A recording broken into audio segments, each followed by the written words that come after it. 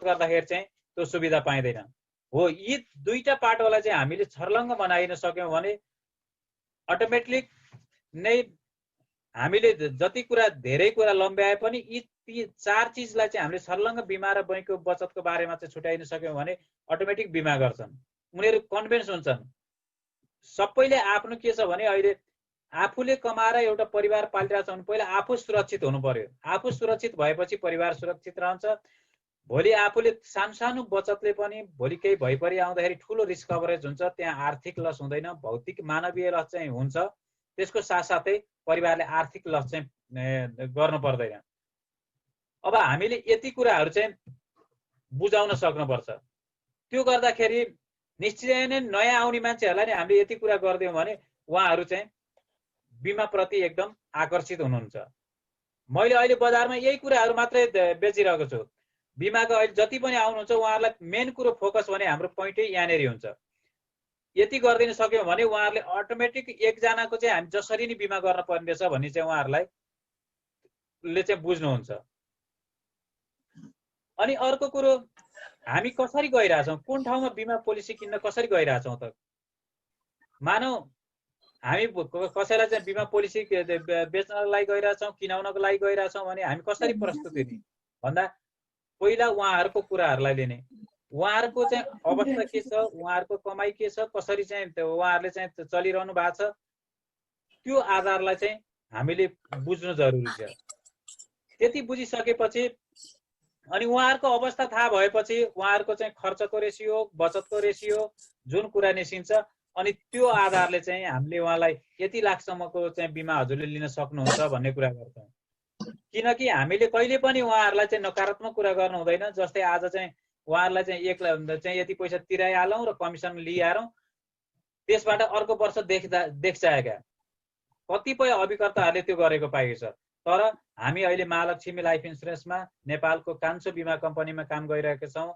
हामी त्यसरी झुटो कुराहरू चाहिँ कसैलाई पनि आश्वासन नदेखाउँ। जे गर्न सक्नुहुन्छ उहाँहरूले त्यसलाई मात्रै समेटेर चाहिँ गरौँ। चाहे 5,000 को चाहिँ प्रिमियम किन नआओस्, 1 लाखको चाहिँ उहाँले बिमा गर्न सक्नुहुन्छ, वर्षको 5,000 तिर्न सक्नुहुन्छ भने हामी त्यो पोलिसीलाई पनि टिपौँ। हामी अहिले जति पनि ठुलो पोलिसी, करोडको पोलिसीतिर चाहिँ नलागौँ। हामी थोपाबाट चाहिँ सागर बन्नेतिर जाउँ।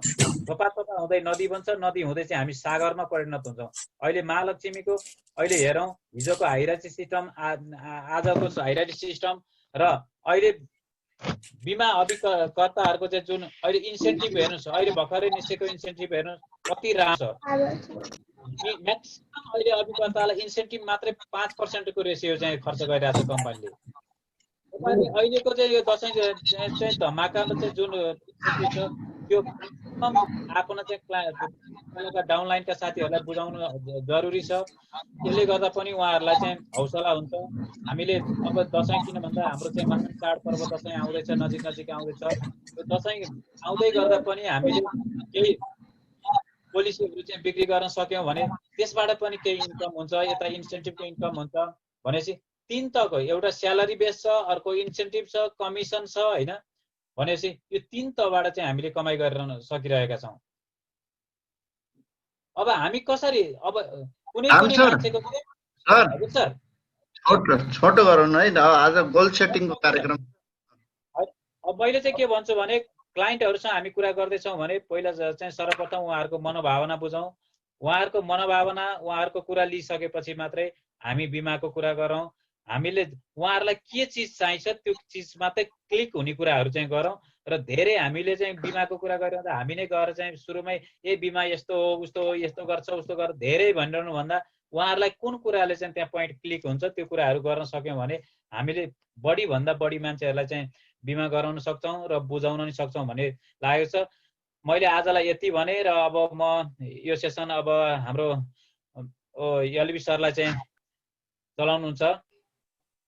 एलबी सर धन्यवाद। हाम्रो बीएम सर, राम सर एकदमै राम्रो ह्यान्डसम सर हैन, राम्रा मिठा कुरा गरेर जानुभयो र उहाँको अहिले किर्तिपुर ब्रान्च चम्काउनु भएको छ। उहाँले धेरै अहिले एजेन्सीहरू जोड्दै बिमा पनि एकदमै बुम हुँदैछ उहाँको उबाट एजेन्सीबाट। त्यसको लागि अहिले छोटो समयमा हामीलाई धेरै कुरा दिएर जानुभयो राम सर।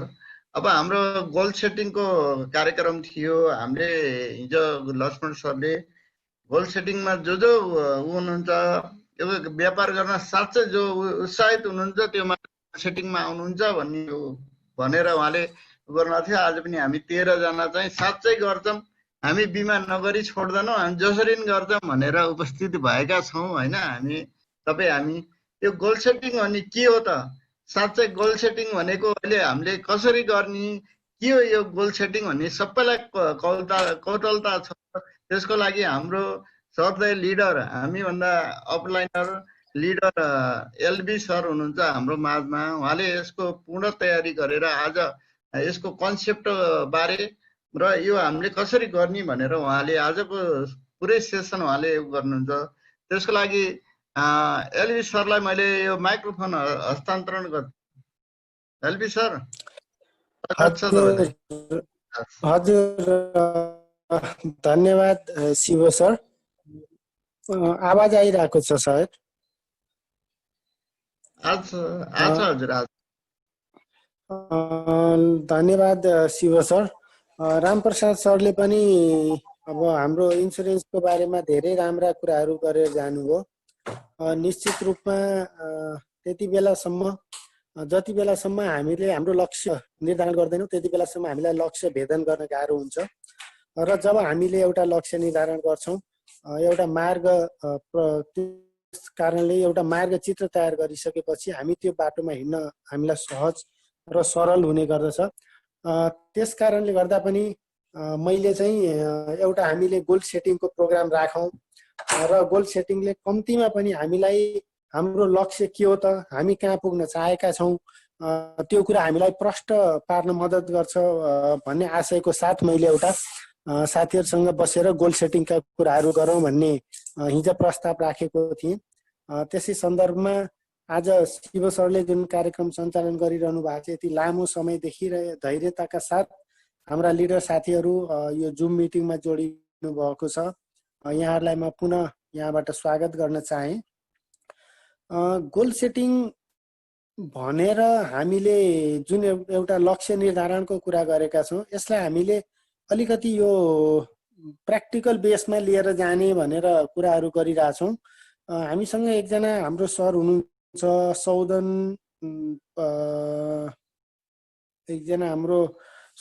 भन्ने एकजना सर हुनुहुन्छ, बडाल भन्ने, सौदन बडाल।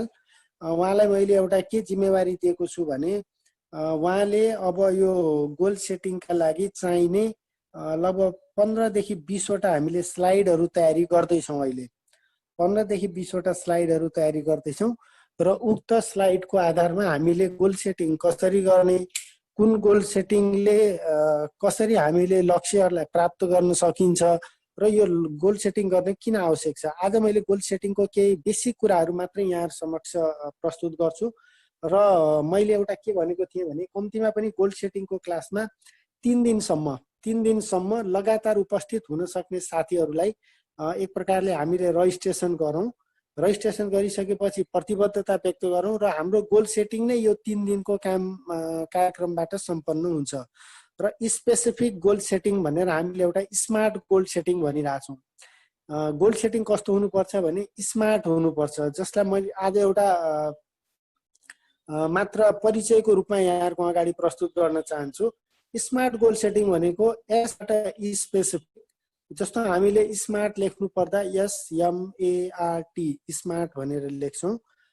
स्मार्ट भनेको एकदमै आकर्षक, चतुर, जस्तो नेपालीमा यसको भाषाको अर्थ लिने हो भने, र यसलाई हामीले इङ्ग्लिसमा SMART भनेर स्मार्ट लेख्छौँ। यसबाट स्पेसिफिक अर्थात् निश्चित। गोल सेटिङ कस्तो हुनुपर्छ भने निश्चित खालको हुनुपर्दछ। जस्तो कुनै व्यक्तिले मैले माथिको तारा झारिदिनेछु, जस्तो दुईजना जोडीहरू हुन्छन्, प्रेमी जोडीहरू, र एउटा प्रेमीले अर्को प्रेमिकालाई भन्छ यदि तिमीले चाहे भने म आकाशको तारा झारिदिन्छु। के यो गोल सेटिङ स्पेसिफिक छ त? के यो गोल सेटिङ स्मार्ट हो त? भनेको एउटा व्यक्तिले भावावेशमा आएर एउटा भावनामा बग्ने तरिकाले मैले तिम्रो लागि आकाशको तारा झारिदिन्छु भन्यो। अब यसलाई हामीले के स्पेसिफिक कुराहरू मान्न सकिन्छ त? कहिले झार्ने हो तारा, तारा झार्ने हो, कुन कुन ताराहरू झार्ने हो भन्नाले उसले त्यो कुराहरूलाई मार्ग प्रशस्त नगरिकन ती कुराहरू गर्न सकिँदैन। मानौ हामीले के भन्यो भने हामीले 1 करोडको इन्सुरेन्स लिएर आउनेछौँ भने त्यो 1 करोडको इन्सुरेन्स हामीले कुन दिनसम्म लिएर आउँछौँ, अर्थात् त्यो 1 करोडको इन्सुरेन्सलाई पनि हामीले महिनामा, दिनमा, अर्थात् त्यसलाई चाहिँ अनि फेरि टुक्रा टुक्रा गरेर कुन महिनामा कति लाखको, कुन महिनामा कति लाखको, यसरी हामीले एउटा लक्ष्य निर्धारण गर्दै जाँदा त्यसलाई फेरि टुक्र्याउनु पर्ने हुन्छ। त्यसलाई हामीले स्मार्टको एस भन्छौँ, स्पेसिफिक। एमबाट मेजरेबल, जसलाई चाहिँ हामीले नाप्न सकियोस्। लक्ष्य त्यस्तो हुनु पर्दछ जसलाई हामीले मापन गर्न सकियोस्, मेजरेबल भन्छ। अर्थात् मैले यो वर्ष सर्वोत्कृष्ट अभिकर्ताको प्राप्त गर्नेछु भनौँ न, सर्वोत्कृष्ट अभिकर्ताको मैले लक्ष्य राखेको छु, त्यो प्राप्त गर्नेछु भन्यो। सर्वोत्कृष्ट अभिकर्ता हुनको लागि के एचिभ गर्ने त? एमडिआरटी एचिभ गर्ने हो कि सिओटी एचिभ गर्ने हो कि टिओटी? जस्तो एमडिआरटी भनेको मैले साथीहरूलाई अलिकति यहाँ भन्, $1 मिलियन राउन्ड टेबल भन्छ एमडिआरटी। यो चाहिँ अमेरिकामा रहेको एउटा संस्था हो।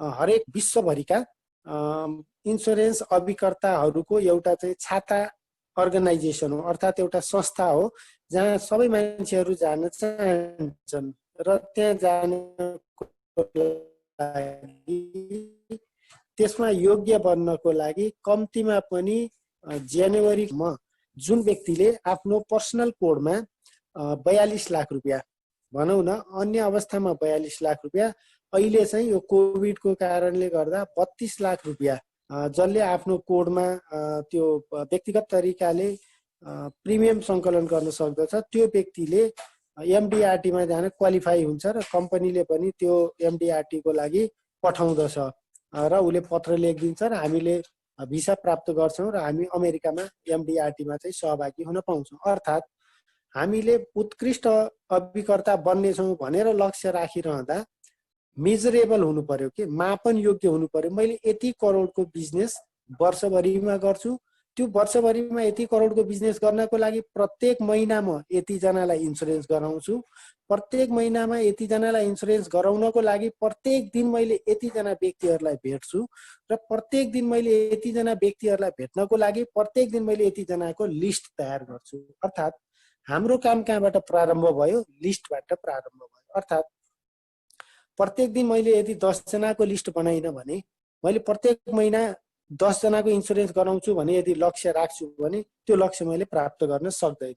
त्यस कारणले गर्दा यदि मैले प्रत्येक महिना 10 जनालाई इन्सुरेन्स गराउने लक्ष्य राखेको छु भने प्रत्येक दिन कम्तीमा पनि मैले 5 देखि 7 जनाको लिस्ट तयार गर्नु पर्यो। जस्तो इन्सुरेन्समा एउटा एभरेजको नियम पनि लागू हुन्छ, हरेक ठाउँमा एभरेजको नियम लागू हुन्छ।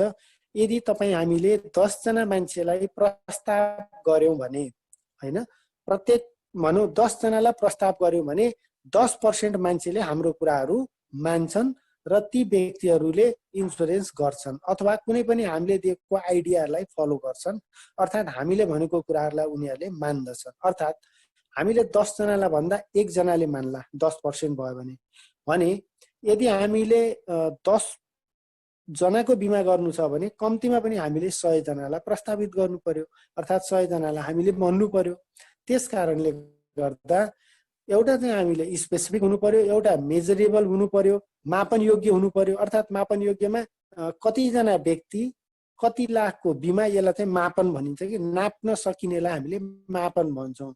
मैले धेरै बिमा कलेक्सन गर्नेछु, मैले धेरै व्यक्तिहरूलाई भेट्नेछु, यो भनेर धेरै भनेको कति हो?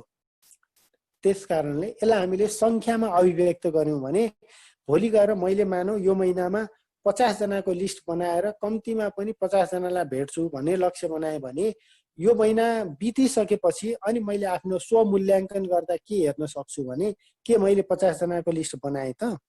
यदि 50 जनाको लिस्ट बनाएँ भने त्यो 50 जनामा मैले कति जना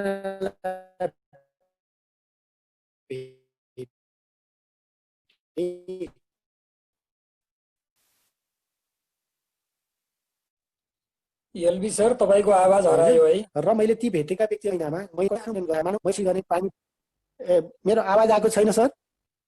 अहिले अलिकति आयो फेरि। यता त ठिकै छ, त्यही भएर मैले आज भिडियो पनि गरेको छैन सर, आवाजमा चाहिँ उन आओस् भनेर। हजुर अहिले ठिक छ। अहिले आएको छ सर, एकछिन रोकेको छ आज। त्यस कारणले गर्दा हामीले लक्ष्य निर्धारण गर्दा एक नम्बरमा हाम्रो स्पेसिफिक हुनु पर्यो। 2 नम्बरमा हाम्रो एसएम भनेपछि मेजरेबल हुनु पर्यो, नाप्न सक्ने हुनु पर्यो। एसएमए भनेपछि अटेनेबल पनि हुनु पर्यो। अटेनेबल भनेको पुरा गर्न सकिने खालको। मैले अघि हजुरलाई उदाहरण दिएको थिएँ कि मैले तारा झारिदिनेछु, यो अटेन गर्न सकिने होइन, अर्थात् यो सम्भव छैन होइन। त्यो भनेको एउटा प्रेमीले अर्को प्रेमिकालाई भावावेशमा आएर भन्ने कुरा मात्रै हो। त्यसको लागि तारा झारिदिन्छु भन्छौँ हामीले, त्यसलाई अटेन गर्न सकिँदैन, अर्थात् त्यसलाई हामीले पुरा गर्न सकिँदैन। अर्थात् हामीले लक्ष्य त्यस्तो राख्नु पर्यो जुन एउटा व्यक्तिले अर्थात् एउटा मान्छेले अर्थात् एउटा अभिकर्ताले त्यसलाई पुरा गर्न सकोस्। अर्थात् भर्खरै मैले इन्सुरेन्सबाट आफ्नो लाइसेन्स निकालेको छु, मैले 1 महिना पनि भएको छैन। मैले एउटा लक्ष्य निर्धारण गरेँ, मैले पहिलो महिनामै 1 करोड प्रिमियम ल्याउँछु भनेर राखेँ भने त्यो अटेनेबल हुँदैन, अर्थात् त्यसलाई मैले पुरा गर्न सक्दैन। त्यो भनेको यदि मैले पुरा गर्न सकिनँ भने त्यसले मलाई 2टा कुरा नेगेटिभ इम्प्याक्ट पार्छ। मैले राखेको लक्ष्य मैले पुरा गर्न सकिनँ, म आफैलाई एक प्रकारको के गर्छ भने यसले सेटब्याक गर्छ, अर्थात् मलाई दुरुत्साहित गर्छ, म निरुत्साहित हुन्छु। मैले लक्ष्य निर्धारणको एउटा महत्त्वपूर्ण कुरा के हो भने सकेसम्म सानो लक्ष्य निर्धारण गरौँ, त्यो प्राप्त गरौँ। त्योभन्दा अर्कोपल्ट अलिकति ठुलो लक्ष्य निर्धारण गरौँ, त्यो पनि प्राप्त गरौँ। त्योभन्दा अलिकति ठुलो लक्ष्य निर्धारण गरौँ, त्यो पनि प्राप्त गरौँ भने लक्ष्य निर्धारण गर्नु र प्राप्त गर्नु एउटा बानीमा परिणत हुन्छ। अनि बानी परिसकेपछि मान्छेलाई त्यो काममा मजा आउन थाल्छ र उसले बिस्तारै ठुलो लक्ष्य निर्धारण गर्छ। अब यसको ठ्याक्कै नेगेटिभ पाटो पनि हेरौँ। एउटा मैले लक्ष्य निर्धारण गरेँ, प्राप्त गर्न सकिनँ, नम्बर 1। फेरि मैले अर्को लक्ष्य निर्धारण गरेँ, फेरि पनि प्राप्त गर्न सकिनँ, फेरि अर्को लक्ष्य निर्धारण गरेँ, फेरि पनि प्राप्त गर्न सकिनँ भने मलाई के गर्छ, त्यसले दुरुत्साहित गर्छ, निरुत्साहित गर्छ। लक्ष्य प्राप्त गरिरह्यो भने त्यसले हामीलाई मोटिभेट गर्छ र त्यसले हामीलाई अझै ठुलो लक्ष्य बनाउनको लागि उत्प्रेरित गर्छ र हामी सदा सर्वदा अगाडि विजयतिर अगाडि बढ्छौँ भने अब हामीले लक्ष्यमा फेल हुँदै गयौँ भने त्यसले दुरुत्साहित गर्छ र त्यो पेसाप्रति नै मान्छेलाई वितृष्णा उत्पन्न हुन्छ र त्यो पेसा नै मान्छेले गर्न चाहँदैन। त्यस कारणले गर्दा हामीले लक्ष्य जहिले पनि अटेनेबल त्यस्तो लक्ष्य हुनु पर्यो। बरु हामीले ल यो महिनामा ठुलो सानो जति सुकैको भए पनि कम्तीमा पनि 10,000 देखि माथिको 2वटा मैले पोलिसी राख्छु भन्ने यदि लक्ष्य निर्धारण गर्यो भने त्यो सम्भावना रहन्छ। र अब त्यो 2वटा पोलिसी प्राप्त गर्नको लागि हामीले के गर्छौँ, लिस्ट तयार गर्छौँ। पहिले अब हामीले कसको लिस्ट तयार गर्ने, कतिपय अवस्थामा त कतिपय साथीहरूले के भन्नुहुन्छ भने सर यो लिस्ट तयार गर्यो, पहिलो महिनामा त ठिक छ भेट्यो, दोस्रो महिना भेट्यो, तेस्रो महिना लिस्ट तयार गर्न सकिँदैन, मान्छे सिद्धिँदै जान्छन् भन्नुहुन्छ भने त्यसको पनि एउटा सानो फर्मुला छ। हामीले फर्मुला बनाएका छौँ, FNRS भन्छौँ हामीले। एफबाट हाम्रा फ्रेन्ड्सहरू, हाम्रा साथीहरू, अब साथीहरू कहाँ हुन सक्छन् भनेर अब हामीले एउटा चाहिँ खोजी गरौँ। एउटा त हामीले पढेको कलेजका साथीहरू हुन सक्छ, हामीले अफिसमा जुन अफिसमा काम गर्छौँ त्यहाँ अफिसमा काम गर्ने हाम्रा साथीहरू हुन सक्छ। त्यसै गरी हामी जहाँ घरमा बस्छौँ त्यो घरमा बसेका छिमेकीहरू वरपरका साथीहरू हुन सक्छ। हामी कुनै क्लबमा जान्छौँ त्यो क्लबमा भएका साथीहरू हुन सक्छ। हामी कुनै च्यारिटी प्रोग्राममा बस्छौँ त्यहाँको हुन सक्छ। र त्यस कारणले गर्दा यदि हामीले अलिकति राम्रो बिजनेस गर्ने हो भने हाम्रो छेउछाउमा भएका जति पनि क्लबहरू छ, विभिन्न प्रकारका सङ्घ संस्थाहरू छ, जहाँ ग्रुपहरू हुन्छ, जहाँ धेरै मान्छेहरूको समुदायहरू हुन्छ, सकेसम्म त्यस्तो समुदायहरू, त्यस्तो टिमहरू, त्यस्तो क्लबहरू र टोल छिमेकमा हुने तपाईँको सामाजिक सङ्घ संस्थाहरू, त्यस्तोमा हामीले बस्ने अलिकति हामीले बानी चाहिँ विकास गर्दै जानुपर्छ, जसले गर्दा त्यहाँ भएका धेरै मान्छेहरूको बिचमा हामी आफूलाई पुर्याउन सकौँ। र जहाँ मान्छेहरूको भेला हुन्छ त्यहाँ जाने बानी बिस्तारै हामीले बसाउनै पर्ने हुन्छ। जहाँ गयो भने अनि त्यसै गरी मैले एक ठाउँमा सुनेको थिएँ एकजना मान्छेले आफ्नो छोरीको फी तिर्न जानु पर्यो भने अथवा आफ्नो छोराको म जान्छु भने जानु थियो। किन भन्दा त्यहाँ जाँदा एउटा सर्टेन समयमा फी तिर्नु पर्दो रहेछ अनि त्यहाँ जानु थियोमा अन्य गार्जियनहरूलाई पनि भेट्ने अनि आफ्नो छोराछोरीहरूको गार्जियनको मिटिङहरू पर्यो भने उहाँ नै जाने अनि उहाँले गएर त्यहाँ अन्य आफ्ना छोराछोरीका साथीहरूका गार्जियनहरूलाई भेट्ने उहाँले के पेसा गर्नुहुन्छ त्यो कुराहरू बुझ्ने अनि एउटा लिस्ट तयार गर्ने त्यहाँबाट पनि एउटा लिस्टिङहरू तयार गर्न सकिँदो रहेछ।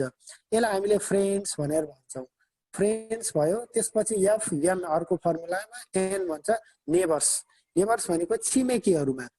साथीको लिस्ट सकिसकेपछि हामी हाम्रो छिमेकीमा जान्छौँ। छिमेकी भन्नाले हाम्रो गाउँ घरतिर हामी त अहिले एकैपल्ट काठमाडौँ आएका पक्कै होइनौँ अथवा कोही बुटोल बस्छौँ भने बुटोल आएका पक्कै होइनौँ, विराटनगर बस्छौँ, हाम्रो पुर्खौली घर कहीँ होला, त्यहाँबाट हामी माइग्रेट भएर ठाउँमा आयौँ भने विभिन्न ठाउँमा रहेका व्यक्तिहरू जो सुरुमा कहिले छिमेकी थिए अथवा अहिले कोही छिमेकी छन् भने त्यस्तो व्यक्तिहरूको पनि हामीले लिस्ट बनाउन सक्छौँ। एफ भयो फ्रेन्ड्स, एनबाट नेबर्स छिमेकीहरू, आरबाट अब हामी जाउँ रिलेटिभ्समा। अब हाम्रा नातेदारहरू को हुनुहुन्छ त नातेदारहरूको पनि हामीले लिस्ट बनाउन सक्छौँ जो हामी प्रति अलिकति सद्भाव राख्ने खालको र हामीले भनेको कुराहरू मान्ने खालको छिमेकीहरू हुनुहुन्छ भने उहाँहरूको पनि हामीले लिस्ट तयार गर्न सक्छौँ। त्यस कारणले गर्दा FNR रिलेटिभ्स भयो। एस पनि हामी गर्छौँ। एस भनेको स्ट्रेन्जर, चिन्दै नचिनेका मान्छेहरूलाई पनि हामीले हाम्रो लिस्टमा राख्न सक्छौँ। त्यो कसरी भन्ने कतिपय अवस्थामा जब हामी यात्रा गरिरहेका हुन्छौँ यात्राको क्रममा हामी जस्तो म नै के गर्छु भने गरौँ सर अब सुरु हुन्छ सर म सुरु गरेँ है त। र यसरी हामीले के गर्नुपर्ने हुन्छ भने लिस्टको क्रमलाई जस्तो म अहिले स्ट्रेन्जरमा थिएँ जस्तो हाम्रो FNRS अब यसबाट स्ट्रेन्जर भन्छ। स्ट्रेन्जर भनेको नचिनेका व्यक्तिहरू। हामीले नचिनेका व्यक्तिहरूलाई पनि यो इन्सुरेन्सको इन्डस्ट्रीमा ल्याउन सक्छौँ र उहाँलाई इन्सुरेन्स गर्नको लागि उत्प्रेरित गर्न सक्दछौँ। कसरी भन्ने अब सन्दर्भमा कतिपय अवस्थामा मेरो घर कपिलवस्तु हो, मेरो मूल घर कपिलवस्तु हो। म काठमाडौँबाट कपिलवस्तु गइरहँदा कतिपय अवस्थामा बसमा यात्रा गर्छु अथवा माइक्रो बसमा यात्रा गर्छु र पक्कै पनि कोही न कोही मेरो सिटको छेउमा बसिरहनु भएको हुन्छ र मैले धेरै पटक यात्रा गर्दा यसरी चाहिँ एउटा पब्लिक रिलेसन बढाएको पनि छु र यसले काम पनि गरेको छ र यसबाट मैले रिजल्ट पनि पाएको छु। त्यसकारणले यहाँहरूलाई मैले स्ट्रेन्जरहरूसँग कसरी अगाडि बढ्ने, उहाँहरूसँग कसरी सम्बन्ध स्थापित गर्ने र उहाँहरूलाई कसरी यो व्यवसायमा ल्याउने भन्ने कुरा पनि यहाँहरूलाई भन्न गइरहेको छु र यो केही हदसम्म मेरो अनुभव पनि हो। छेउमा बसेका मान्छेहरू हुनुहुन्छ, केही समयसम्म उहाँ पनि बोल्नुहुन्न म पनि बोल्दिनँ, 12 घन्टाको लगभग यात्रा हुन्छ। त्यस कारणले सुरुमा अलिकति अप्ठ्यारो लाग्छ बोल्न, तर अलिकति बिस्तारै हामी अगाडि बढ्दै जान्छौँ। अब कतै चिया खानको लागि गाडी रोक्ने अवस्था आउँछ, त्यति बेलासम्म लगभग अलिअलि चिनजान भइसकेको हुन्छ अनि हामी म बिस्तारै परिचयको क्रम अगाडि बढाउँछौँ। सर कहाँसम्म पुग्नुहुन्छ होला भनिन्छ। हजुर आवाज आएको छ सर? अच्छा एकदम राम्रो। कहाँसम्म पुग्नुहुन्छ होला भनिन्छ, उहाँले जवाब दिनुहुन्छ। अब कतिपय व्यक्तिहरू कम बोल्ने खालका हुन्छन् भने त्यस्तो व्यक्तिहरूको नेचर थाहा पाउन पनि हामीलाई क्वेसनर गर्नुपर्ने हुन्छ भनिन्छ। प्रश्नहरू गरे भने उहाँले बोल्नुहुन्छ पक्कै पनि। अनि म यहाँ भन्नुहुन्छ सर म चाहिँ यो ठाउँमा जाने हो भने दिइसकेपछि म यो पेसामा आबद्ध छु सर भनेर एउटा आफूले भनौँ न इन्सुरेन्स गरिन्छ भने इन्सुरेन्स अथवा त्यस बाहेक पनि कुनै पेसा छ भने यो पेसामा कार्यरत छु, सरले के काम गर्नुहुन्छ होला भनेर बिस्तारै प्रश्न राखेपछि अनि उहाँले पनि म यो पेसामा काम गर्छु भनेर उहाँले आफ्नो परिचय दिनुहुन्छ। यसै क्रममा बिस्तारै चिया खाने ठाउँ आउँछ, सर जाउँ चिया खाउँ भन्ने सँगै बसिन्छ। त्यसपछि सामान्य एउटा यदि उहाँ काठमाडौँको हो भने काठमाडौँ आएर भेट्न सक्ने अवस्थाको सिर्जना हुन्छ, उतै जिल्लातिरको हो भने कुन ठाउँ हो भनेर यसो कतिपय अवस्थामा त मैले रिलेटिभ मान्छेहरू पनि भेटेको छु, नचिनेको तर परिचय गर्दै जाँदा उहाँ कुनै न कुनै एङ्गलबाट रिलेटिभ पर्ने अथवा चाहिँ कुनै साथीको साथी पर्ने अथवा कुनै हाम्रै एउटै पेसासँग आबद्ध व्यक्तिहरू यसरी मान्छेहरू भेटिङ गर्नुहुन्छ अनि उहाँहरूलाई सर अब यस्तो यस्तो काम गर्नु रहेछ, पार्ट टाइममा हामीसँग भएको एक्स्ट्रा समयलाई प्रयोग गरेर पनि हामी केही काम गर्न सक्छौँ, आम्दानी बढाउन सक्छौँ। म पनि त्यस्तै यस्तै अन्य कामहरूमा पनि लागेको छु। हुन त मेरो पेसा वास्तविक पेसा यो हो, म यो काम गर्छु, तर यस बाहेक पनि हामीसँग त्यस्तो एउटा काम छ, सर पनि जोडिन सक्नुहुन्छ। यदि त्यस्तो इच्छा भयो भने मेरो नम्बर छ अथवा कार्ड बनाएर राखेको छ भने यो कार्ड छ सर, मलाई भेट्नु होला, म पनि सरलाई भेट्छु, नम्बर दिनुहोस् भनेर त्यति बेला चाहिँ प्लानहरू सो गर्ने अथवा इन्सुरेन्स भन्ने त्यो चाहिँ गर्नु हुँदैन। त्यति बेला मात्र उहाँसँग एउटा ऱ्यापो बिल्डिङ भन्छ, एउटा चाहिँ रिलेसनसिप डेभलप गर्ने, उहाँको नम्बरहरू लिने, आफ्नो नम्बर दिने, अनि त्यसपछि उहाँले जुन काम गर्नुहुन्छ त्यो कामसँग सम्बन्धित यदि आफूले कुनै सपोर्ट गर्न सकिन्छ भने ल सर म सरलाई यो काममा यसरी सपोर्ट गर्न सक्छु भनेर भनियो भने उहाँ तपाईँप्रति बढी आकर्षित हुनुहुन्छ। के हो भने हामीले जति धेरै दिन सक्यौँ त्यति धेरै मान्छेहरू हामीप्रति आकर्षित हुन्छ।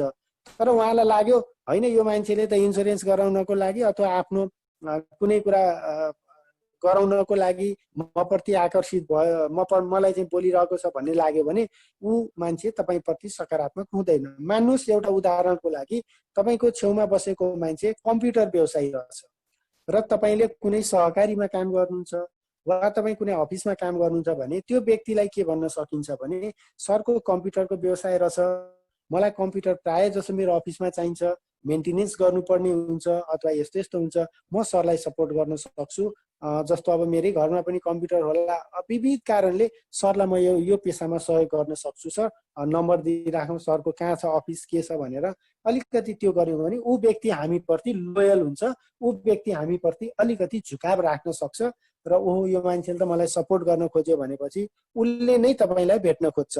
र यसका साथसाथै सर अरू पनि एउटा दुईटा कामहरू छन् जुन काम हामीले गर्न सकिन्छ, सरको रिलेसनलाई क्यासमा चेन्ज गर्न सकिन्छ भनेर उहाँलाई हामीले सामान्य कुराहरू गऱ्यौँ भने उहाँ हाम्रो साथी बन्नुहुन्छ र भोलि गएर उहाँले पनि हामीलाई सम्पर्क गर्न सक्नुहुन्छ। त्यस कारणले अबको यात्रा हामी कहीँ पनि यात्रा गरिरहेका छौँ अथवा कुनै पनि ग्रुपमा गइरहेका छौँ, कुनै पनि हामीले समुदायमा गएका छौँ भने हामीसँग एक प्रकारको साई नेचर भन्छ, जस्तो हामी लाज मान्ने लजालु प्रकृतिको नेचर हुन्छ, त्यसलाई चाहिँ बिस्तारै हटाउँदै गयौँ भने ग्रुपहरूमा जान्छौँ त्यति बेला चाहिँ अलिकति आफूलाई परिचय दिने, आफ्नो परिचय अगाडि बढाउने, उहाँहरूको परिचय लिने र सकिन्छ भने कार्डहरू आदान प्रदान गर्ने, यस्तो काम गऱ्यौँ भने निश्चित रूपमा पनि हामीले नयाँ व्यक्तिहरूसँग भेट्न सक्छौँ र नयाँ व्यक्तिहरूसँग एक प्रकारको रिलेसन कायम गरेर भोलिको दिनमा हाम्रो बिमा व्यवसायमा उहाँहरूलाई ल्याउन सक्छौँ। र यो बिमा व्यवसाय भनेको मैले भनिरहनु पर्दैन यहाँहरूलाई, धेरै दिनदेखि बिमा सम्बन्धी हामीले कुरा गरिरहेका छौँ। यो भनेको जो व्यक्तिले बिमा गर्छ त्यो व्यक्तिलाई बेनिफिटको लागि, उसलाई पुँजी निर्माण गर्नको लागि, भोलि आउन सक्ने आर्थिक सङ्कटको लागि हामीले चाहिँ एउटा के को काम गरिरहेका हुन्छौँ, परामर्शदाताको रूपमा काम गरिरहेका हुन्छौँ। त्यस कारणले गर्दा आफ्नो पेसालाई लुकाउनु अथवा आफ्नो पेसाप्रति नकारात्मक हुनु जरुरी छैन, किनभने विश्वमा हेर्नु भने यो एउटा यस्तो पेसा हो जुन पेसामा चाहिँ तीनवटा पार्टी हुन्छ, तीनैवटा पार्टीको विन विन हुन्छ, तीनैजना पार्टीहरू फाइदामा हुन्छ। एउटा कम्पनीले पनि राम्रो व्यवसाय गर्छ, त्यसै गरी जो व्यक्तिले इन्सुरेन्स गरेको हुन्छ त्यो व्यक्तिले पनि पुँजी निर्माण गर्छ, भोलिको ठुलो पुँजी चाहिएको बेलामा यही कम्पनी यही आफूले जम्मा गरेको पैसाबाट लोनको रूपमा लिन सक्छ अथवा चाहिँ मेच्युरिटीमा एउटा ठुलो पैसा प्राप्त गर्न सक्छ अथवा आफू नरहेको अवस्थामा पनि के गर्न सकिन्छ, नरहेको अवस्थामा पनि कम्पनीले आफ्नो आश्रितहरूलाई चाहिँ सडकमा आउनबाट, आर्थिक रूपमा अशक्त हुनबाट बचाउँछ भने एजेन्टलाई पनि राम्रो आम्दानी कम्पनीले दिइरहेको हुन्छ। त्यस कारणले गर्दा पनि हामीले स्ट्रेन्जरहरू, नचिनेका व्यक्तिहरूलाई पनि आफ्नो लिस्टमा राखेर अगाडि बढाउन सक्दछौँ। अब हामीले स्मार्ट गोल सेटिङका कुराहरू गरौँ। स्मार्ट गोल सेटिङ गरिरहँदा यसबाट हामीले के भन्यौँ सर, कसै सरहरूले भन्नुहुन्छ? यस हामीले गऱ्यौँ स्पेसिफिक भन्ने भयो। सरहरूले पेन र राख्नु भएको छ भने लेख्दै गर्दा पनि हुन्छ सर। पर्सिदेखि हामीले यसलाई चाहिँ उसबाट स्लाइड सोबाट स्टार्ट गर्छौँ। स्लाइड सोमा हामीले चाहिँ एक प्रकारको वर्कसिट पनि बनाएका छौँ। सरहरूले आफ्नो योजनाहरू लक्ष्यहरू निर्धारण गर्नुपर्ने हुन्छ त्यो पेपरमा, र सबै सरहरूले इन्टरेक्सन गरेर त्यो आफ्नो लक्ष्यहरू योजनाहरू प्रस्तुत गर्नुपर्ने हुन्छ। त्यो फर्मेट हामीले दिन्छौँ सरहरूलाई, अनि त्यो फर्मेट अनुसार हामीले लक्ष्य निर्धारण गरेर अनि आगामी दिनहरूमा बिजनेस त्यसलाई अप्लाई गर्छौँ सर। यसबाट हामीले के गर्यौँ सर? स्पेसिफिक, एमबाट मेजरेबल नाप्न सकिने, स्पेसिफिक भनेको स्पष्ट, एमबाट मेजरेबल नाप्न सकिने, एबाट एटेनेबल पुरा गर्न सकिने, एसएमए, आरबाट अब बनाउनु पर्यो रियलिस्टिक। मैले भने नि रियल खालको हुनु पर्यो, अनरियल हुनु भएन होइन। रियल भनेको त्यसलाई हामीले वास्तविक हुनु पर्यो, वास्तविक धरातलमा होइन। म 5 करोडको ल्याइदिन्छु भनेर भएन। 5 करोडको ल्याइदिने हो भने त्यस पछाडिको सपोर्ट के हो त? 5 करोडको बिजनेस ल्याउनको लागि कतिवटा बिजनेस ल्याउने, कतिजना मान्छेलाई बिजनेस गराउने, कति महिनामा ल्याउने, त्यो कुराहरू चाहिँ स्पेसिफिक हुनु पर्यो होइन सर। अनि अटेनेबल हुनु पर्यो, एसएमए। आर भनेको रियलिस्टिक, टी भनेको एउटा महत्त्वपूर्ण कुरा भनेको टाइम फ्रेम हुनै पर्छ। अर्थात् लक्ष्यमा यदि समय छैन भने कस्तो हुन्छ भने 2वटा फुटबल टिम लडिरहेका थिए, 1 घन्टा भयो गोल हुँदैन, 2 घन्टा भयो गोल हुँदैन, 3 घन्टा भयो गोल हुँदैन, 4 घन्टा भयो गोल हुँदैन। किन? उसले पनि कुद्या छ, दुईटै टिम कुदैछ, किन गोल भएन भन्दा गोल पोस्ट नै राखेको रहन्छ त्यहाँ। भनेको यदि गोल पोस्ट छैन भने बल कहाँ छिराउने होइन, त्यस्तै अवस्था आउँछ। यदि हामीले टाइम फ्रेम राखेनौँ भने हामीले 1 करोडको बिजनेस ल्याउँछौँ भन्यो, तर कति दिनमा ल्याउने हो, अथवा 5 लाखको ल्याउँछु भने कति दिनमा ल्याउने हो, 20,000 को ल्याउँछु भने कति दिनमा ल्याउने हो भने लक्ष्य निर्धारण गर्दा जहिले पनि समय हामीले उल्लेख गर्नै पर्छ। यदि समय उल्लेख गरेनौँ भने त्यो एक प्रकारको लक्ष्य हुँदैन, त्यो एक प्रकारको भ्रम हुन जान्छ। त्यसलाई हामीले भ्रम लक्ष्य भन्दैनौँ। किनभने कम्तीमा पनि हामीले टाइम फ्रेम तोक्यौँ भने त्यो समयभित्र, जस्तो हामीले परीक्षा दिँदा पनि 3 घन्टाको विशेष महत्त्व हुन्छ। जतिसुकै मान्छे भए पनि, जतिसुकै पढन्ती मान्छे भए पनि यदि 3 घन्टाको बिचमा उले सोधिएका प्रश्नहरूको जवाब दिन सक्यो भने बल्ल त्यो व्यक्ति उत्तीर्ण हुन्छ। त्यसकारणले हामीले लक्ष्य निर्धारण गर्दा त्यो लक्ष्य कति दिनमा पुरा गर्ने हो त, त्यो लक्ष्यको समय के हो, कुन समयभित्र हामीले त्यो लक्ष्य प्राप्त गर्छौँ। त्यसकारणले त्यो लक्ष्यलाई हामीले स्पष्ट रूपमा लेख्नु जरुरी छ। अर्थात् 10 लाखको लक्ष्य लिन सकिन्छ, 6 महिना हुन सक्छ। 1 लाखको लक्ष्य लिन सकिन्छ, 2 महिना हुन सक्छ। 5 लाखको लक्ष्य लिन सकिन्छ, एउटा स्पेसिफिक टाइम हुन्छ। र यदि टाइम तोकिसकेपछि त्यो टाइमभित्र मानौ हामीले 3 महिनामा 3 लाखको लक्ष्य तोकेका थियौँ, 2 महिना बित्यो, हामीले 1.5 लाख मात्रै उठाएका छौँ भने अब बाँकीको समयमा हामीलाई त्यसले चाहिँ ऊर्जा दिन्छ। अब यति समय बाँकी छ, मैले यति पैसा ल्याउनै पर्छ भनेर हामी त्यसमा जोड बलले लाग्छौँ। अर्थात् अर्को हामीले लक्ष्य निर्धारण गर्दा कसरी पनि लक्ष्य निर्धारण गर्न सक्छौँ भने कम्पनीले हामीलाई एउटा हायरार्की सिस्टम अहिले नयाँ दिएको छ। अर्थात् हाम्रो डाइरेक्ट हामीले बिजनेस लिएर आयो भने 25%, 5 देखि 25% पाउँछौँ भने त्यहीको आधारमा हामीले तलब पनि पाउने गर्छौँ। भने तलब पाउनको लागि पनि हाम्रो जसरी 4 लाखबाट तलब सुरु हुन्छ, हामी कुन लेभलमा, ल हाम्रो यो पहिलो वर्ष हो, हामीले भदौ असोजबाट बिजनेस सुरु गरेका छौँ भने यो वर्ष हामीले तलबको कुन लेभलसम्म आफूलाई पुर्याउन सक्छौँ त? बरु 2 दिन होमवर्क गरौँ, 3 दिन होमवर्क गरौँ, यो लेभलसम्म पुर्याउनको लागि बी हो र 28,000 को तलबको र्याङ्कमा पुग्छु पहिलो वर्ष भन्यो भने अनि त्यसलाई चाहिँ हामीले कहिलेसम्म, यो वर्षको असार मसान्तसम्म 28,000 तलब खाने गरी म काम गर्छु भन्यो भने त्यो अनुसारको लक्ष्यमा कुद्नु पर्यो। अथवा कोही भर्खर एकदमै सिकारु छौँ, कम जान्ने छौँ, अथवा उहाँहरूको पब्लिक रिलेसन कम छ भने ल पहिलो वर्ष म 10,000 तलबको लेभलमा पुग्छु भनेर एउटा लक्ष्य निर्धारण गर्न सकिन्छ। र त्यो 10,000 पुग्नको लागि अनि अब बाँकी रहेका असोजदेखि असोज, कार्तिक, मङ्सिर, पुष, माघ, फागुन, चैत, वैशाख, जेठ, असार भनेको हामीसँग अब 10 महिना बाँकी हुन्छ। र यो 10 महिनाभित्रमा अथवा 10, 11, 12 10 महिनाभित्र हुन्छ।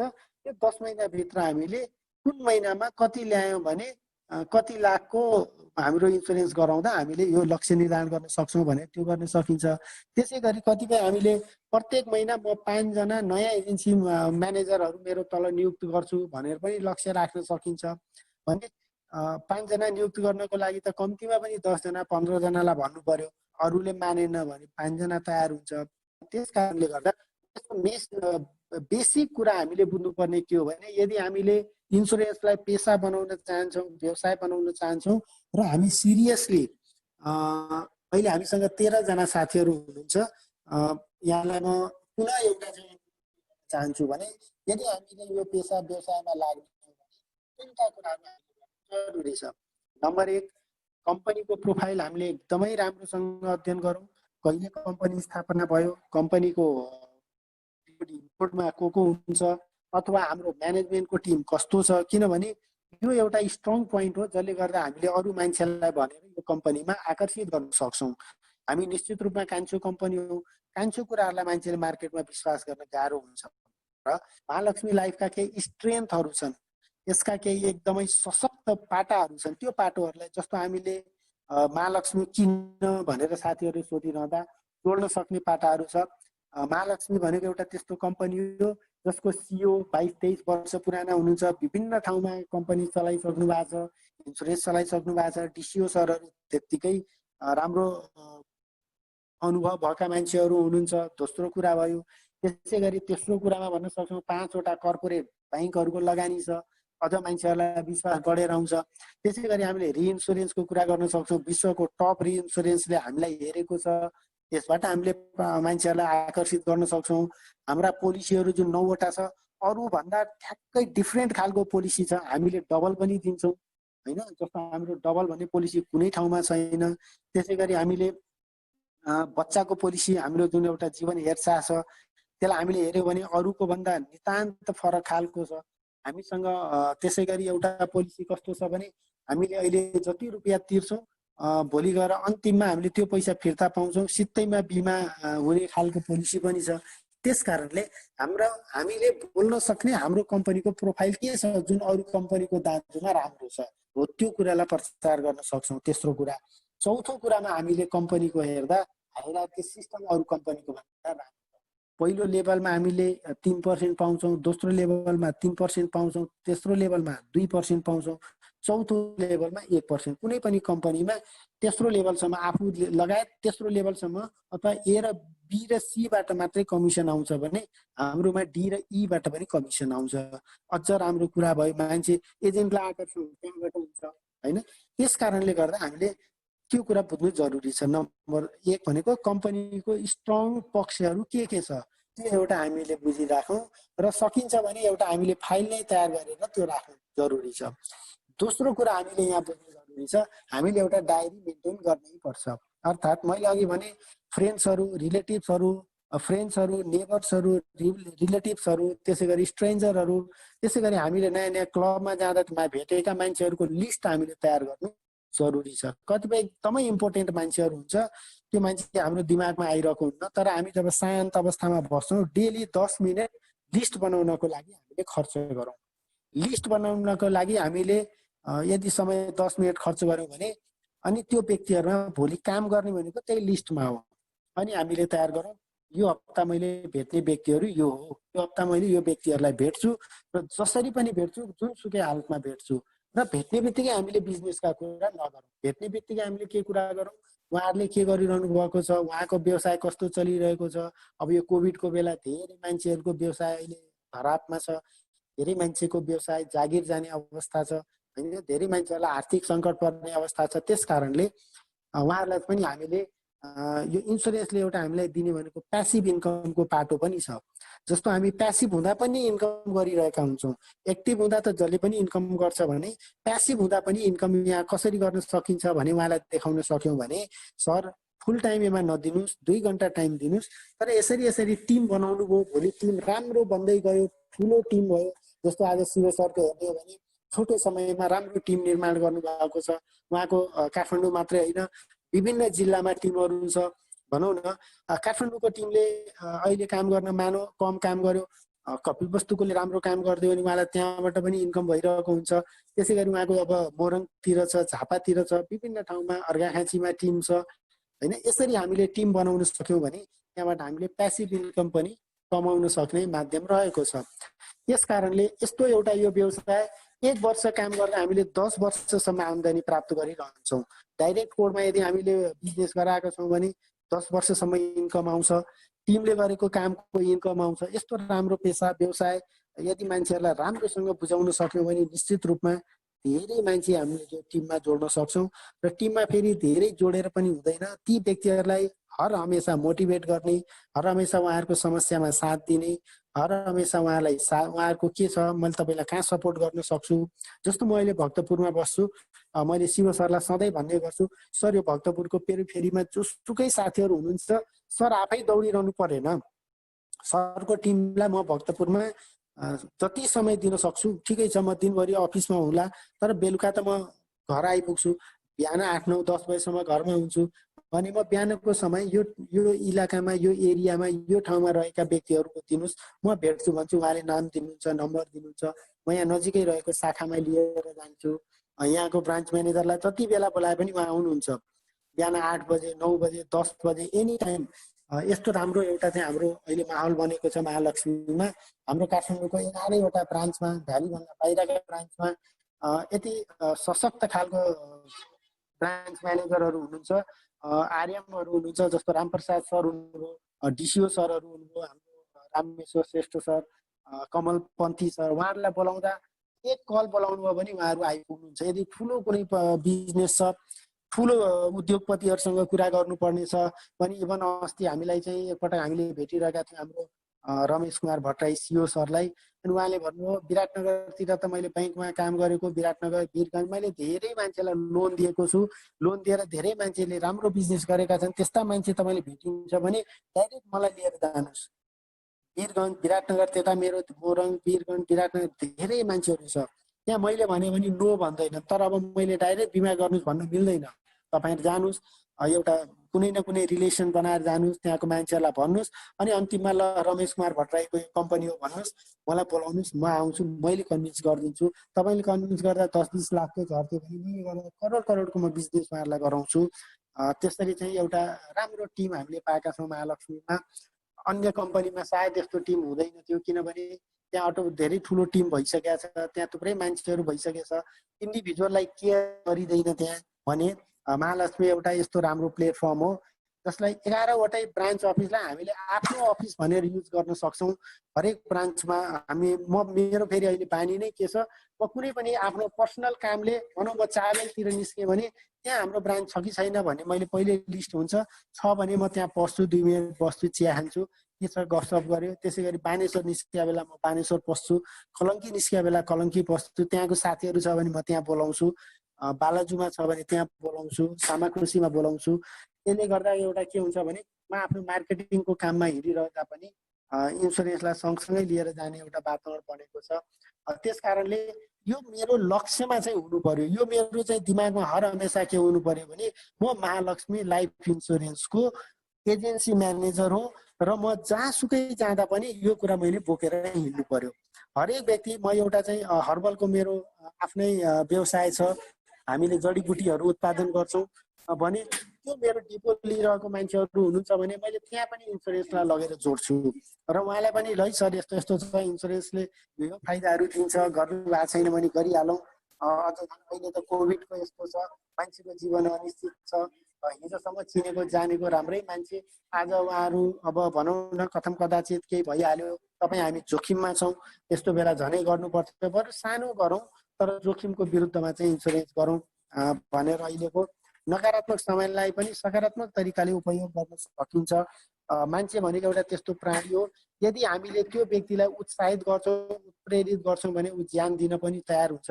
जस्तो हामीले विभिन्न आतङ्कवादी अर्गनाइजेसनहरू देखेका छौँ, एउटा मोटिभेसनले गर्दा नै मान्छेले आफैलाई बम विस्फोट गराएर होइन, जसलाई हामीले चाहिँ मानव बम भन्छौँ, त्यस्तोसम्म मोटिभेट गर्न सक्छ। त्यसै गरी हाम्रो अब नेपालकै उदाहरण लिने हो भने त्यत्रो महान जनयुद्ध सञ्चालन भयो, त्यसमा पनि एक प्रकारको मोटिभेसन नै थियो। अब आज त्यसको परिणाम के भयो त्यतातिर नजाउँ, तर एउटा चाहिँ टिमले मोटिभेटै गरे मान्छेलाई होइन सशस्त्र द्वन्द्वमा लिएर जानु भनेको चान्चुल कुरा होइन। तर हामीले त्यस्तो डिस्ट्रक्टिभ बाटो त्यस्तो नकारात्मक बाटोमा लानु छैन, एउटा सकारात्मक बाटोमा लानु छ भने हामीले पनि आफू मोटिभेट नभइकन अरूलाई मोटिभेट गर्न सकिन्न। त्यस कारणले गर्दा पहिलो कुरा त आफू मोटिभेट हुने, आफ्नो पेसाप्रति एकदमै पूर्ण ज्ञानहरू राख्ने। जस्तो ज्ञान बढी भयो भने त्यसले कन्फिडेन्स बढाउँछ, कन्फिडेन्स बढ्यो भने हामीले धेरै मान्छेहरूलाई भेट्न सक्छौँ र धेरै मान्छेलाई भेट्न सक्यौँ भने त्यो एउटा भाइब्रेसनको रूपमा जान्छ र उहाँहरूलाई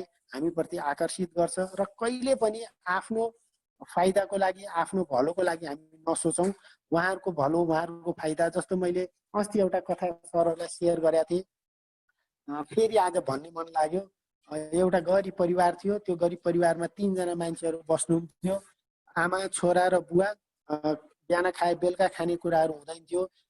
एक दिन आमाले खाना पकाउनु भयो, अनि त्यसपछि छोरा खाना खान आयो, आमा भोक लाग्यो भन्यो, आमाले चाहिँ खाना दिनुभयो। छोरालाई थाहा थियो थोरै मात्रै आज पिठो थियो, पक्कै पनि आमाले थोरै खाना बनाउनु भयो होला भने आमाले सिङ्गो रोटी दिनुभयो।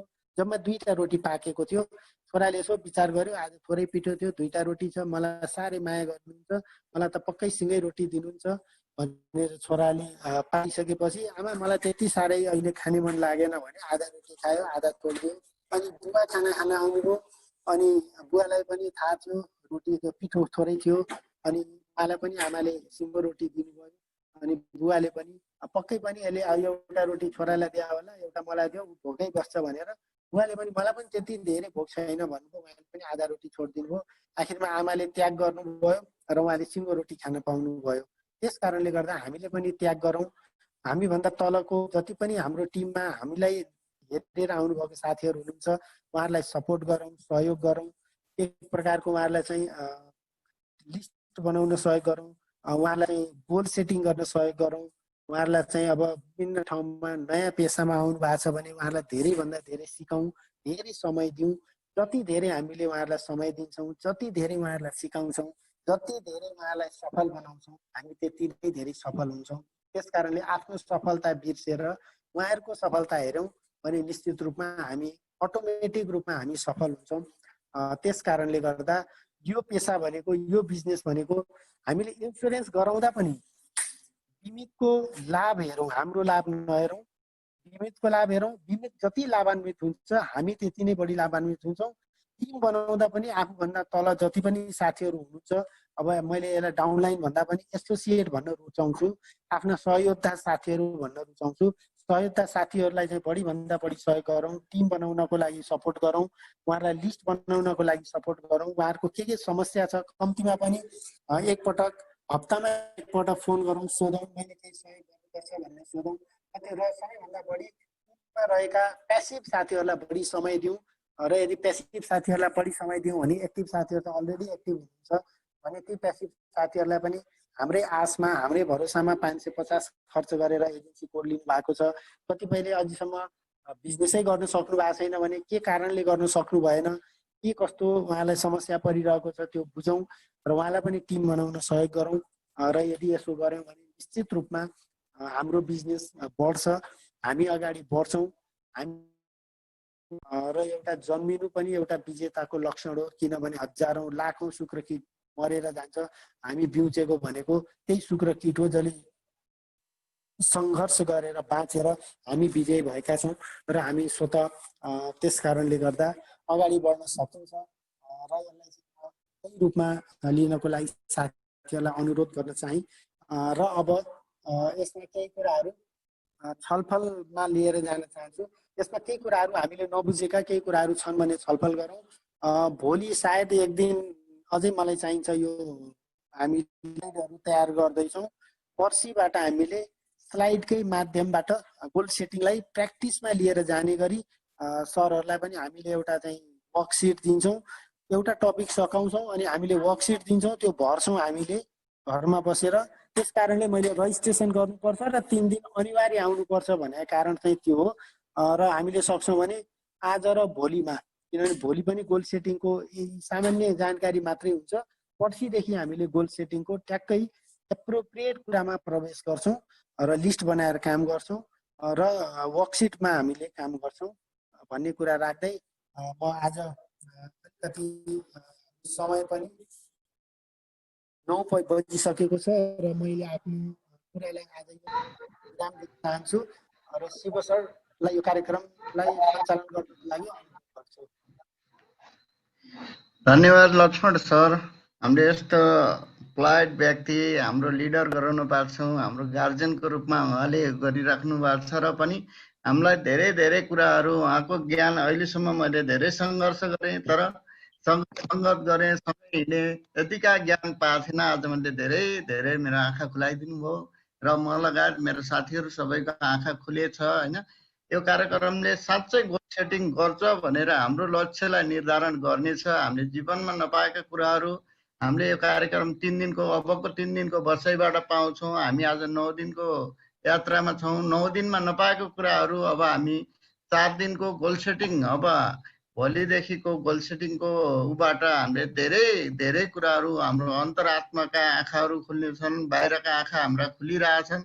तर हाम्रो जब अन्तरात्माको आँखा खुल्छ तब मान्छेको चेतना खुल्छ। चेतना खुलेपछि मान्छे आफ्नो लक्ष्यमा जान्छ, आफूलाई आफ्नो जिन्दगीबारे सम्झिन्छ, आफूले गरेको फिडब्याकबारे, अघि गरेका कुराहरू, अब गर्ने कुराहरू, उसको अन्तरात्माको चेतना जब खुल्छ, अन्तरात्माको आँखा खुल्छ, त्यसपछि मान्छेले आफ्नो लक्ष्य बल्ल निर्धारण गर्छ र त्यहाँ अवश्य पुग्छ।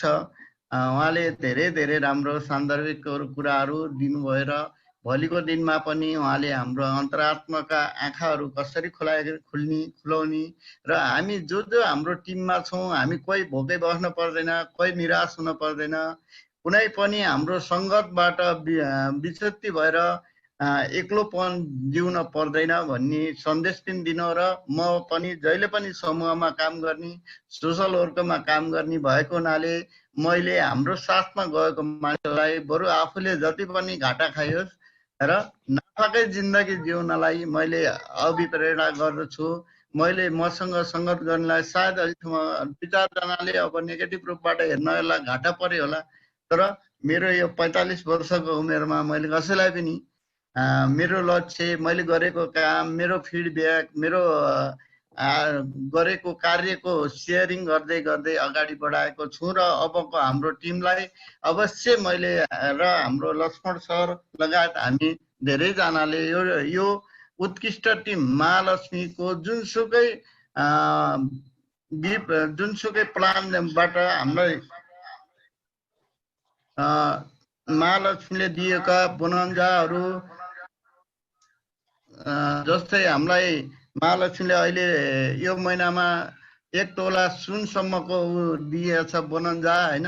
त्यसलाई अध्ययन गरेर हामीले यो गोल सेटिङबाट हामीले एचिभ गर्नेछौँ। यो हाम्रो गोल सेटिङमा जो बस्नुहुन्छ त्यो 1 तोलाको सुन हामीले अवश्य जित्नेछौँ। मैले सबैलाई सेयरिङ गरिदिएको छु हिजोको हाम्रो स्किम होइन, सबैले अध्ययन गरेर पढ्नु, त्यो एकदमै महत्त्वपूर्ण छ। हामीलाई 20 लाख मैले हिजो हिसाब गरेर हेर्दा हाम्रो उसमा कोडमा 20 लाख पुर्याउँदा हामीले 10 ग्रामको 1 तोला बराबरको सुन पाउने भयौँ। त्यसमा हामीले अर्को एचिभ गर्ने भयो 5 लाख भन्दा माथि हाम्रो सेल कोडबाट कमिसन आउने भयो र हाम्रो स्यालेरी पनि लगभग तपाईँको 10,000 माथि आउँदो रहेछ भनेपछि हामीलाई 6-7 लाख फाइदा हुने हुन्छ। अहिले हामीले 20 लाख हाम्रो कोडमा पुर्याउन सक्यौँ भने र हाम्रो टिमले सबैले पुर्याउँदा त झन् हाम्रो स्यालेरी पनि धेरै हुने, इन्सेन्टिभ पनि धेरै आउने र अहिलेको दसैँ मजाको हुने हुन्छ। अहिलेको दसैँलाई हामीले 2टा खसी खान सक्ने, हाम्रो परिवारलाई यस्तो लकडाउनको बेला खुसियाली बनाउन सक्ने, परिवारमा हामीले जे पनि गिफ्टहरू किनिदिन सक्ने हुन सक्ने हुन्छन्। साँच्चै हामीले काम गरेमा, हामीले गोल सेटिङ गरेर यही महिनामै हामीले गोल हान्न सक्यो भने हाम्रो दसैँ अवश्य राम्रो हुने। हिजोको मैले कम्पनीले दिएको स्किम अध्ययन गर्दाखेरि राति सबै कुराहरू हिसाब गर्दाखेरि हाम्रो लगभग 8 लाख रिटर्न हुँदो रहेछ। हामीले 20 लाख हाम्रो उसमा कोडमा अहिले कम्पनीले दिएको स्किमलाई हामीले एचिभ गऱ्यौँ भने, त्यही भएर कम्पनीको स्किम पनि एकदम अध्ययन गरौँ। तपाईँहरूलाई कहाँ अप्ठ्यारो पर्छ, कहाँ गाह्रो साह्रो पर्छ, हाम्रो लक्ष्मण सर, मलाई र विभिन्न बिएमलाई अथवा हामीले कहाँ के गर्दाखेरि तपाईँहरूलाई क्लिक गर्न सजिलो गराउन सक्छौँ, त्यो जिम्मा हाम्रो हुनेछ।